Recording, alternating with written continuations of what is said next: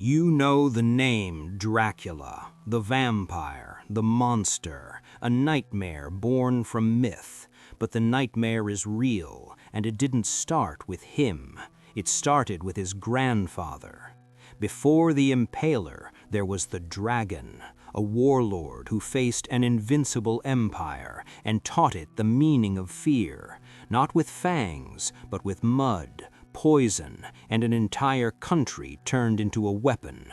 This is the story of the man who taught Dracula how to be a monster.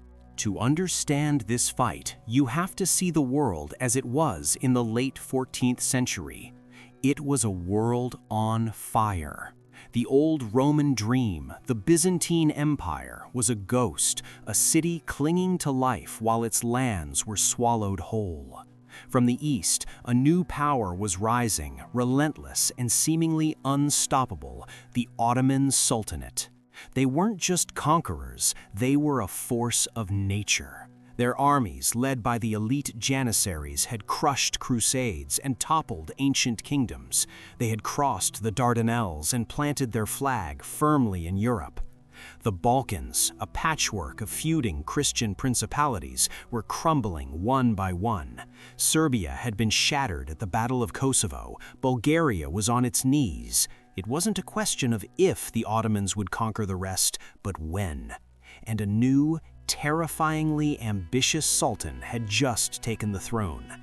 His name was Bayezid I. They called him Yildirim, the Thunderbolt.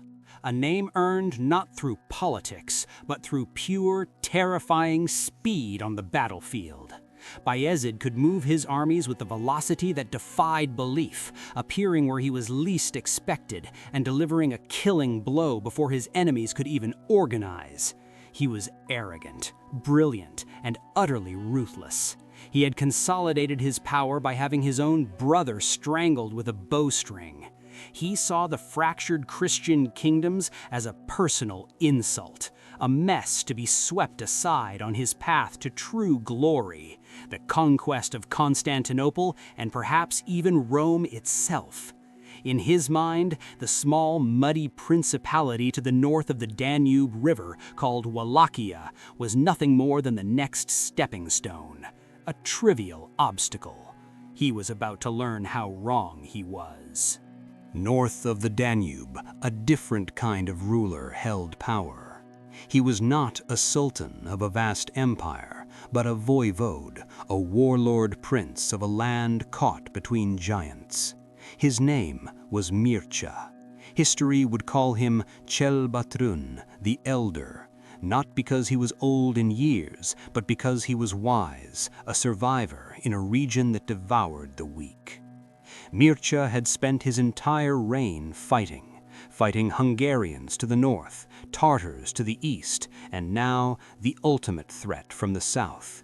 He knew his army was a fraction of Bayezid's. He had no legions of elite Janissaries. What he had was his land.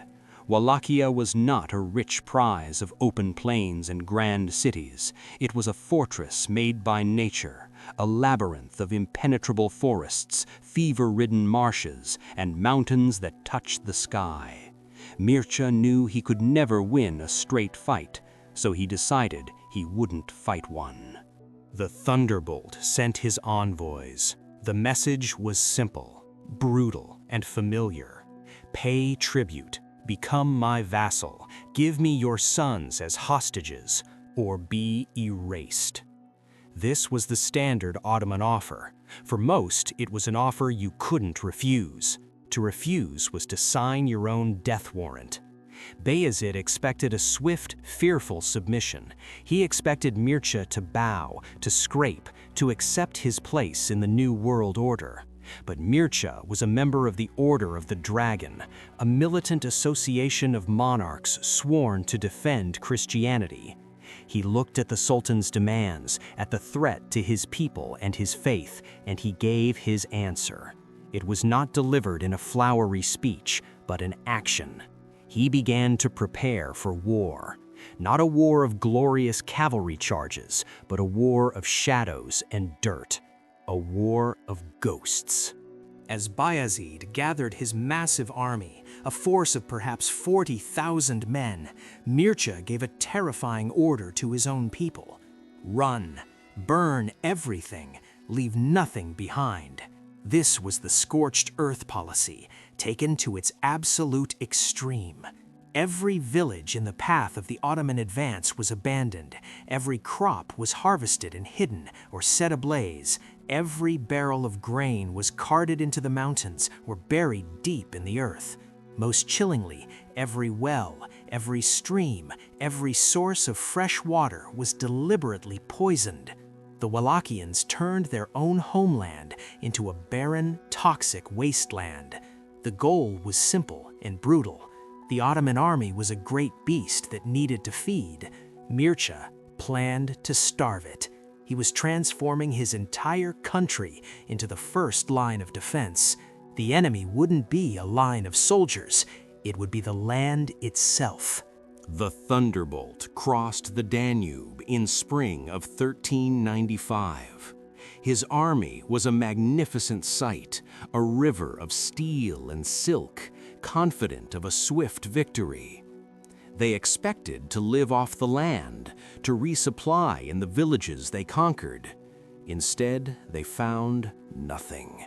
Smoke on the horizon where a town should be, fields of ash, and the water made them sick. Dysentery began to tear through the ranks. Hunger gnawed at their bellies. The mighty Ottoman war machine, built for decisive battles, was bogged down in an empty, hostile world. Days turned into weeks. The march became a grueling, miserable slog. There was no enemy to fight, only dust, thirst, and a growing sense of dread. Where was the Wallachian army? Where was Mircea? The silence was more unnerving than any battle cry. Then the silence broke, but not in the way the Ottomans expected. The attacks came at night.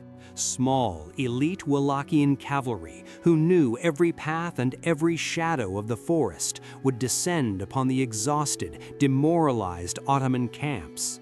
They didn't seek a pitched battle. They were there to create chaos and fear. They would gallop through the lines, screaming, setting fire to supply wagons, cutting down sentries, and then melt back into the woods before the Janissaries could even form a proper battle line. These weren't battles, they were psychological operations. Every night, the Ottoman soldiers went to sleep, wondering if they would be next. Sleep became a luxury. Morale, already low from hunger and disease, began to shatter. Bayezid, the Thunderbolt, was furious. He was being humiliated, bled dry by an invisible enemy. The Sultan's pride was his greatest weakness. He could not accept this. He could not accept being outsmarted by a petty Balkan prince. He refused to retreat. To retreat would be to admit defeat, to tarnish the legend of the Thunderbolt. So he did exactly what Mircea wanted him to do. He pushed his army harder, faster, deeper into Wallachia. He was chasing a ghost, and his frustration made him reckless.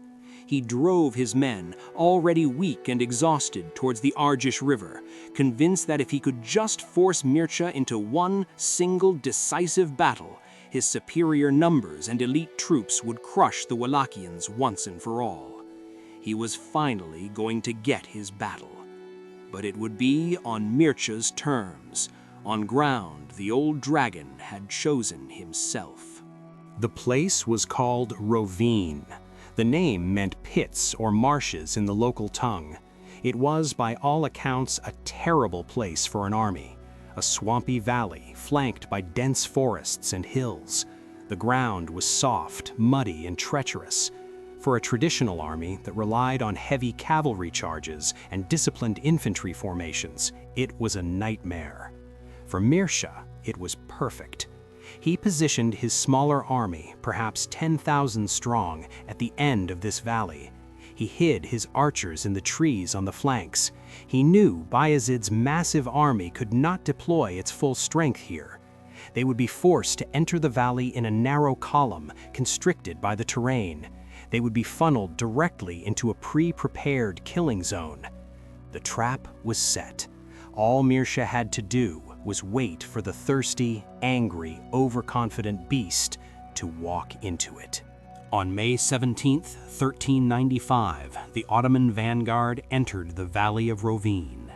They saw the Wallachian army waiting for them, and, believing their numerical superiority would be enough, they charged. It was a fatal mistake. The moment they committed, the ground itself became their enemy.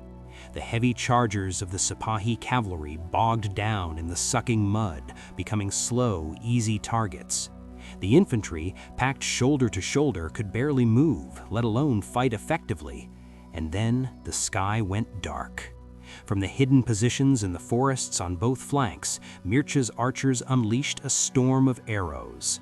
It wasn't a volley aimed at a broad army, but a concentrated torrent of death poured into a tightly packed, immobile column of men. The effect was devastating. The Ottoman vanguard was torn to pieces before they could even reach the Wallachian lines. Bayezid, watching from the rear, sent in more troops, trying to force a breakthrough with sheer numbers, but it was like pouring water into a clogged funnel. The fresh troops just added to the chaos, stumbling over the bodies of their fallen comrades, unable to deploy properly. Mircea then played his trump card. A charge from his own heavy cavalry, fresh and positioned on stable ground, crashed into the head of the disordered Ottoman column. The invincible Sipahis, the pride of the Ottoman army, were slaughtered in the mud, unable to maneuver. The Janissaries, the Sultan's elite guard, fought with incredible bravery, but they were exhausted, hungry, and fighting on ground that was actively trying to kill them. The battle devolved into a brutal, grinding melee in the swamp, a chaotic swirl of mud, blood, and desperation. For hours, the slaughter continued. The Ottomans, for all their numbers and elite training, could not overcome the catastrophic disadvantage of the terrain. They were fighting not just the Wallachians, but geography itself. Reports from the time, though likely exaggerated, speak of rivers running red with blood. Bayezid, the Thunderbolt, a man who had known nothing but victory, was forced to watch as his invincible army was broken. He had fallen for the oldest trick in the book. He had let his enemy choose the battlefield. Faced with a catastrophic defeat, with his best troops being annihilated, he had no choice. He gave the order to retreat. It was the first time a major Ottoman army, led by the Sultan himself, had been so thoroughly defeated on European soil. The retreat was as brutal as the battle. The Wallachians did not let up. They harassed the fleeing Ottomans every step of the way, picking off stragglers, attacking their supply lines, turning the long march home into a living hell. The exact casualties are lost to history, but they were undoubtedly massive on the Ottoman side. Bayezid had marched into Wallachia with a grand army and grander ambitions. He limped out with a shattered, demoralized force and a permanent stain on his reputation. Mircea had won. He had faced the most powerful military machine in the world, and through cunning, patience, and a deep understanding of his own land, he had broken it. He had proven that the Ottomans were not invincible. But the war was not over. Victory in one battle does not win a war against an empire. Bayezid was humiliated, but he was not finished. He managed to regroup and place a rival, a man named Vlad, on the Wallachian throne, forcing Mircea to flee temporarily into exile in Hungary. Eventually, Mircea would return and reclaim his throne. The conflict would continue for years.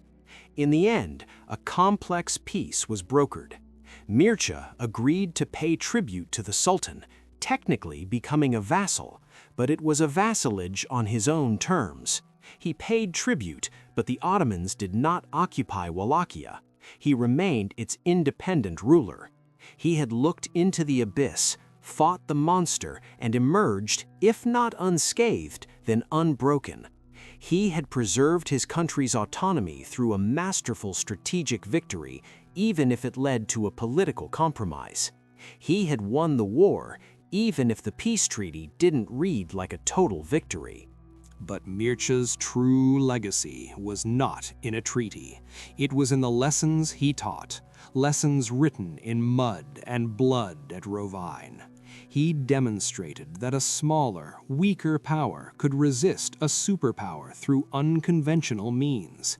He perfected the art of guerrilla warfare, psychological terror, and using the land as a weapon. And these lessons were not lost. They became part of the military DNA of Wallachia. They were passed down from father to son, from one voivode to the next. And among those who learned these lessons was Mircea's own grandson, a boy who would grow up in a world defined by this brutal existential struggle against the Ottomans, a boy named Vlad. Decades later, when Vlad Dracula faced the might of another, even greater Ottoman Sultan, Mehmed the Conqueror, he did not invent his tactics from scratch. He used his grandfather's playbook and turned the volume up to 11. The scorched-earth policy, Vlad used it. The poisoning of wells, Vlad did that too. The hit-and-run night attacks, Vlad launched one of the most daring in history, attempting to assassinate the Sultan in his own tent. And the psychological warfare, Mircea used fear to demoralize an army. Vlad took that concept and perfected it into an art form of pure, unadulterated terror, culminating in his horrifying Forest of the Impaled. He was taking the brutal pragmatism of his grandfather and stripping away any last ounce of restraint. This is the crucial, often overlooked connection. The legend of Dracula, the cruel tyrant, the monster who impaled thousands, was not born in a vacuum. It was forged in the crucible of a century-long war for survival. Vlad the Impaler's cruelty was not random madness. It was a calculated strategy of terror, a lesson learned from the man who broke the Thunderbolt's army. Mircea the Elder taught Wallachia how to survive. He taught them that to fight a monster, you might have to become one yourself. He was the original dragon, the patriarch of a lineage of resistance that saw absolute brutality as a necessary tool of statecraft. Vlad simply became his most infamous and dedicated student. Today, the world remembers the grandson. Vlad Dracula is a global icon of horror, his name synonymous with vampires and medieval cruelty. But the grandfather, the architect of the strategy that allowed Wallachia to survive, is largely forgotten outside of Romania. Mircea the Elder was one of the most consequential rulers of his era. He reigned for 32 years, a stunningly long time in that violent age. He was a diplomat, a church builder, and a brilliant military strategist who successfully defended his country's independence against impossible odds. His victory at Rovine is one of the great upsets in military history, a textbook example of how intelligence and preparation can defeat brute force. It's also important to note that Mircea was not just a great general, but a savvy political operator. He understood the larger game. Shortly after Rovine, the Ottoman Empire was thrown into chaos from an unexpected direction. The great Turco-Mongol conqueror Tamerlane invaded from the east, and at the Battle of Ankara in 1402, he did what Mircea could not. He utterly destroyed the Ottoman army and captured Sultan Bayezid himself. The Thunderbolt died a captive in a cage. This event, the Ottoman interregnum, gave Wallachia and the rest of the Balkans a crucial breathing spell. Mircea used this time to consolidate his power, even participating in the Ottoman civil war to ensure a weaker, more pliable sultan ended up on the throne. He was always thinking 3 moves ahead. The story of Mircea and Bayezid is a timeless lesson in the nature of power. Bayezid's power was centralized, conventional, and arrogant. It relied on massive, well-equipped armies and the shock and awe of conquest. It was powerful, but brittle. Mircea's power was decentralized, adaptable, and deeply rooted in his own land and people. He demonstrated that true strength isn't just about the size of your army, but about your willingness to sacrifice, your understanding of your environment, and your ability to turn your enemy's strengths into weaknesses. Bayezid's army was a finely crafted sword. Mircea's Wallachia was a swamp that swallowed the sword whole. The tactics used at Rovine echo throughout history. They are the timeless strategies of the underdog. You see them in the swamps of the American Revolution, in the mountains of Afghanistan, in the jungles of Vietnam. Whenever a smaller force has faced a technologically and numerically superior invader, they have resorted to Mircea's playbook: refuse a pitched battle, bleed the enemy through attrition, make the land itself your ally, and attack their morale until they break. What Mircea the Elder did was not unique in its individual elements, but the sheer scale and success of its application against the 14th century's preeminent military power was a stroke of genius. He wrote a masterclass in asymmetrical warfare long before the term ever existed.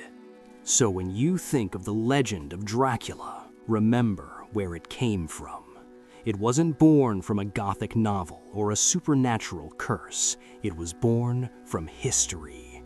It was born from the desperate, brutal struggle of a small nation to exist. It was born from the cold calculations of warlords who had to make impossible choices. And at the root of that family tree, at the foundation of that legend, stands Mircea the Elder, the grandfather, the dragon. The man who proved that an invincible army can be broken, that a thunderbolt can be grounded, and that sometimes the most effective weapon is the earth beneath your feet and the iron in your will. The nightmare of the Impaler, the myth of the vampire, all of it rests on the forgotten foundation laid by this one man. He created the world that created Dracula. The story of history is full of these hidden figures, these master strategists whose actions shaped the legends we all know. The story of Dracula doesn't begin with a bite, it begins with a battle. A battle in a muddy swamp where a dragon taught an empire how to bleed.